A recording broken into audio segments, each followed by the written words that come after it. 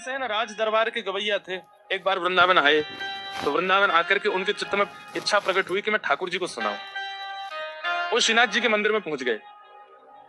तो श्रीनाथ जी के मंदिर में नाथ जी के सन्मुख बैठ करके जैसे तानसेन गाने लगे तो उसका गायन प्रारंभ होते ही पीछे खड़े जितने भी दर्शक थे वे सब तो वाह वाह करने लगे।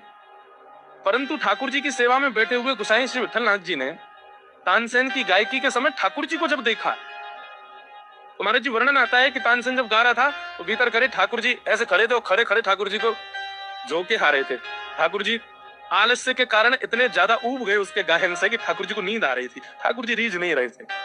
गोसाई जी ने यह दृश्य देख लिया। गोसाई जी भीतर गए और भीतर जाकर के कुछ भेंट देनी है उसको, तो भेंट देने के लिए भीतर गए। भीतर जाकर के अंदर से एक सुंदर बड़ा महंगा वाला वस्त्र उसमें भीतर कुछ रख करके लाए और तानसेन को दे दिया। लो, तानसेन ने बड़ा बहुमूल्य वस्त्र देखा महाराज, बड़ा चिकना वस्त्र, बड़ा महंगा वस्त्र था वो, और उस वस्त्र के अंदर कुछ कठोर सा रखा था। तानसेन ने कहा, बोले महाराज इतने राज दरबारों में मैंने गाया, इतना महंगा वस्त्र मैंने अपने जीवन में पहली बार देखा है। अब वस्त्र इतना महंगा है तो अंदर वस्तु तो पता नहीं कितनी महंगी होगी। जैसे तानसेन ने खोल करके देखा तो फूटी कौड़ी थी भीतर। तानसेन अचंभित होकर गोसाई जी की ओर देखने लगा, बस देखा, कुछ कहा नहीं।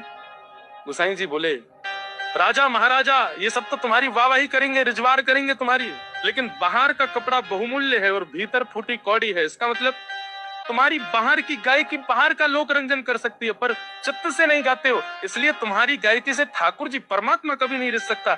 तानसेन को बड़ा बुरा लगा, बोले कि मेरा तो अपमान सा कर दिया इन्होंने। वहीं पर पीछे घूम रहे थे श्री गोविंद दास जी, मतलब सेवकों की तरह घूम रहे थे श्री गोविंद दास जी। गोसाई जी ने कहा, गोविंदा इधर आओ। गोविंदा आए, बोले जी जी भगवान आचार्य प्रभु आज्ञा करें। बोले बैठो, ठाकुर जी को पद सुनाओ। बोले अभी? बोले हाँ अभी सुनाओ। अब तानसेन ऐसे देखने लगा, बोले ये मेरे सामने क्या गाएगा।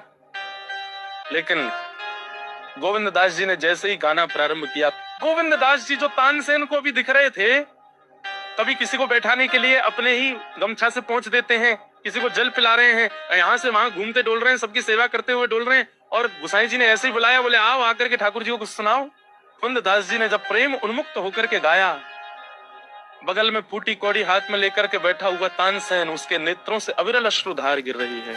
थोड़ी देर बाद किसी ने जाकर के उनको जय श्री कृष्ण कहकर के जब स्पर्श किया तब तानसेन के नेत्र खुले और नेत्र खोल करके उसने गोविंद दास जी को देखा और देख करके गोसाई जी के पास गया और गोसाई जी के सामने जाकर के वो फूटी कौड़ी रख दी। बोले महाराज आपने कहा कि ठाकुर जी के सामने मेरी गायकी फूटी कौड़ी के समान है, पर गोविंद दास को सुन के लगता आपने मुझे बहुत ज्यादा दे दिया, मैं इसके लायक भी नहीं, मैं फूटी कौड़ी के लायक भी नहीं।